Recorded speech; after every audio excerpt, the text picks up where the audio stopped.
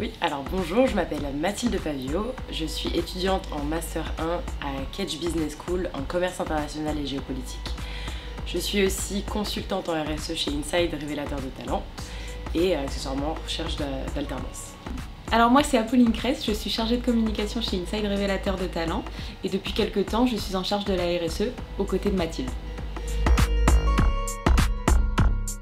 Pour moi, la RSE, c'est toutes les actions qu'une entreprise peut mettre en place, qu'elles soient sociales, sociétales ou environnementales. Donc ça peut aller du bien-être au travail à réduire son impact sur notre jolie planète.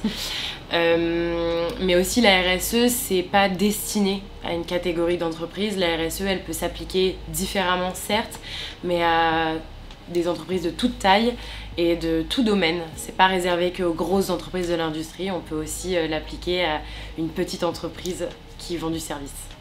La RSE, c'est tout ce que va pouvoir mettre en place une entreprise pour agir sur son impact environnemental et sociétal. Alors la collaboration avec Mathilde se passe très bien, déjà parce que c'est une personne engagée et impliquée dans le projet, et puis surtout parce qu'on a mis en place des rituels qui font que le projet s'installe dans la durée. Elle se passe très bien, particulièrement quand l'équipe est motivée et prête à faire bouger les choses.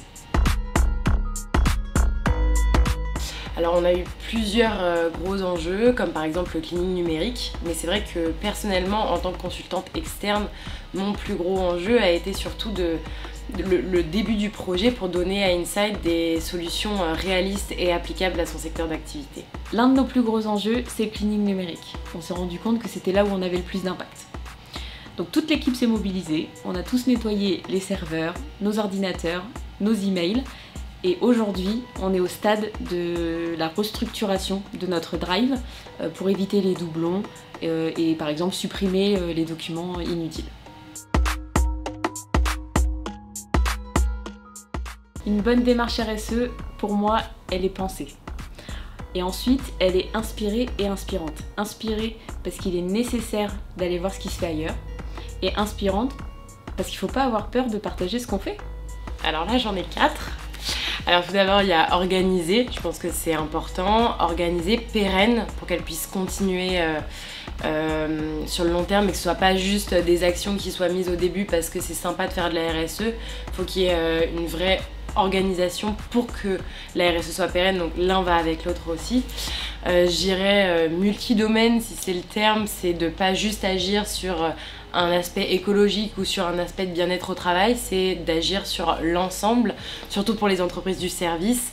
Et puis intégrer aussi dans la gouvernance de l'entreprise, parce que la RSE c'est pas juste un pôle en fait, ça doit être vraiment des actions qui sont menées tout du long et à travers les différentes décisions qui sont prises.